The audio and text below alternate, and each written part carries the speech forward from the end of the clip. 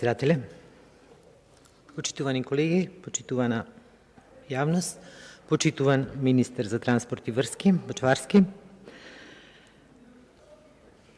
Сакам да почнам со една ваша изјава, дадена во 2021 година. Всушност, ова што денес разговараме веќе неколку денови интензивно на оваа тема за коридорите 8 и 10Д, потекнува некаде 2021 година, кога на влада е донесена одлуката за стратешко партнерство и е постапено така како што е. Сакам да прочитам една кратка изјава од вас.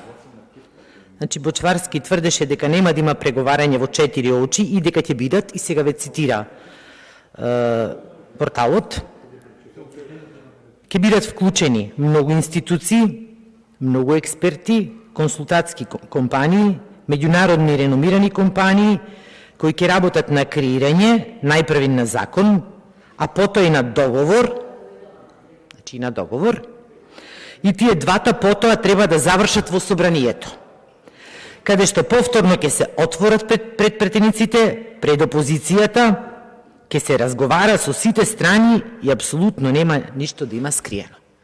И да беше денес вака, како што сте ветиле во 2021 година, немаше да дискутираме овде со денови, туку ќе беше се како што треба. Ако беше договорот јавно објавен, немаше да има потреба од сомнежи што ние реално ги изразуваме заради тоа што вистински не го знаеме договорот. Туку имаме, еве, ние како опозиција некој договор што не знаеме дали е тој вистинскиот. Никогаш ние не го ли побивте тоа, дали е тоа договорот или не е. Сакам вака таксативно, како вовед, пред да се осврнам на законот, кој што е релативно стручен и поголем дел од јавности не го разбира во таква стручна терминологија. Значи, имаме подпишан договор, подпишавте договор на 8 март со кој предвидовте промена на закон, односно се ставивте како извршна власт над законодавната власт. И јас тоа го зборував и на комисија, вие не бевте, беше заменикот министер. Тоа е првото ваше како влада некоректно однесување кон вашите пратеници. Зошто првен подпишувате договор, предпоставувате одредена промена на закони и сега, од кога се подпиша договорот, ајде тие закони ги туркаме насила. Првен ги натеравте вашите колеги од власта да поднесуваат закони на нешто што немаат видено.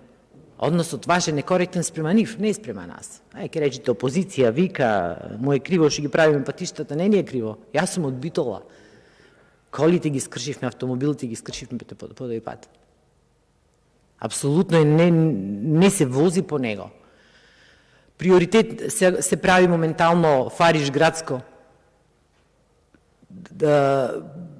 Требаше веќе да биде пред неколку години направен. Околу 30% беше направен во времето на ВМРО ДПМН. Раскинавте со фирмата Рубау, која што го градеше тој пат, еве сега друга фирма пак се гради. Делот кој што го градевте со трите ленти, може би, мое мислење дека и не беше толку приоритетен, колку што е оној со две ленти, кој што е целиот ископан и која ќе врне, апсолутно не се врви по тој пат. А ми се чини дека еднаш на одговор на претенички прашања рековте дека тоа ќе се прави, ама еве не се прави. Меѓутоа да продолжиме со ова контроверзност со овие закони кои што се на дневен ред. Значи, необјавен договор, веднаш значи сомнеш дека нешто не е во ред. И викате ВМРО, вика корупција, криминал и тоа ви смета. Бе, луѓе, председателката на ДКСК рече вака како што е креиран, е основ за корупција, не ВМРО да помане. Председателот на ДКСК. Еве, ВМРО само против збора вас. Спорен надзорот, неколку пати овде се спомена, некој надзор кој што апсолутно не е компетентен да врши надзор на ваква дејност. Ние спомнуваме плаќање на пенали, значи сте прифатиле по што го имаме ние како информација да се платат 53 милиони евра, како пенали ние велиме, вие велите зголемен трошок. Нека биде изголемен трошок. Факт е дека сте прифатиле обврска, доколку не се донесе законот за работни односи, дека ќе се бидат трошоците зголемени, ние велиме дека тоа ќе се пенали. Практички не се знае сумата на чинење на автопатот, бидејќи еднаш се вика 1.300.000, па ако не се направи ова, не ќе кошта многу повеќе. Значи, зборуваме за една сума на пари која што е малтене четвртина од вкупниот буџет на државата. Пари кои што ги дават граѓаните и не се знае, бидејќи нема ни проект. Злоупотребата на европското знаменце веќе неколку пати е спомената. Со законот за работни односи непочитување на одлука на Уставен суд, непочитување на синдикатите за законот за работни односи, а за овој закон денес на Комората на инженери и архитекти, а всушност на крајот е непочитување на народот. Сето ова што го зборува вака таксативно е всушност дека вие не го почитувате народот од кој што пари се полни буџетот. Сега малку за законот со европско знаме. Неколку мои колеги спомена, меѓутоа морам да споменем и јас. За разлика од законот за работни односи, кој што се охрабри заменикот министер за труд и социјална политика и го потпиша со име и со презиме, овој закон на крајот од кореспондентните табели, кај што нема апсолутно ниту еден збор, има еден краток потпис без име и презиме. Значи овде, ако е заменикот или ако сте вие министре, не се охрабрил нити министерот, нити заменикот да го стави своето име и презиме на овој потпис. Самиот закон реков е дека повеќе има стручни аспекти, членови, меѓутоа јас ќе се задржам на еден воведен дел, бидејќи цело време овде и моите колеги во репликите сакат да кажат дека ова се закони бидејќи носиме се градат автопатишта кои се од стратешки интерес. Сега сакам да ви прочитам што за разлика од законот за работни односи, каде што беше точно напишано стратешки интерес, донесен со закон, овде не е така. Овде пишува: цели, начело и основни решенија на предлог законот. Целта на измената и дополнувањето на законот е да се овозможи забрзана реализација на градби од стратешки интерес за изградба на државни патишта, железнички пруги, магистрални гасоводи, како и други градби од јавен интерес, кои се реализираат како стратешки инвестициони проекти, и сега има или проекти од стратешко национално значење утврдени со закон.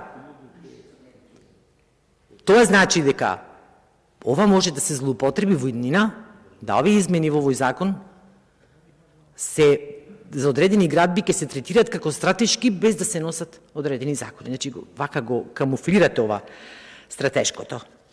И еве толку ќе имам, веќе ми поминува времето.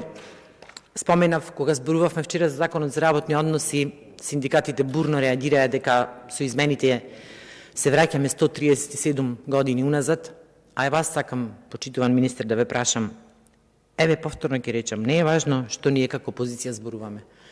Еден колега ви спомена, еве јас уште еднаш ќе го кажам ова. Комората на овластени архитекти и овластени инженери достави до Комисијата за транспорт и врски во собрание едно мислење по однос на овој закон.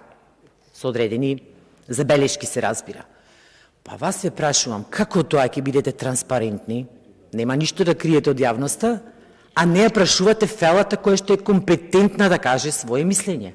Може би граѓаните не можат и ние како опозиција, делом нашо, не познаваме проблематиката, може би нема да кажеме дали треба да биде урбанистички проект или треба да биде по хиерархија планска документација, меѓутоа Комората на инженери, овластени архитекти, овластени инженери по-компетентна амина од ова. И таа тврди дека не е прашана, дава своји забелешки, ги преточивме во амандмани, меѓутоа на Комисијата за европски прашања не беа прифатени. И еве само дел како заклучок, иако тие ги имаат многу детално член по член дадено своите забелешки, не знам дали тоа стигнало воопшто до вас. Вика да се скратат роковите за постапките е во ред, но не сме да се скратат и самите постапки. И второ нешто што најмногу забележуваат, да не се отстапува од постоечките електронски платформи за аплицирање на одобрение и урбанизам. И доколку стигнало ова до вас, сигурно ги имате овие забелешки, меѓутоа за жал ништо од ова не е имплементирано. И денес повторно ве гледав на ваша изјава што дадовте денес на телевизија, викате дека проектот се уште не е, кажувате дека одредена работи веќе се изведуваат и дека државата ја има контролата во своји раце. Тоа најмногу ме исплаши, да ви кажам реално. Тоа е страшното, што државата има контролата, а гледаме каква контрола имате на изградбата на тековни. Реплика министар за транспорт и врски, повелете.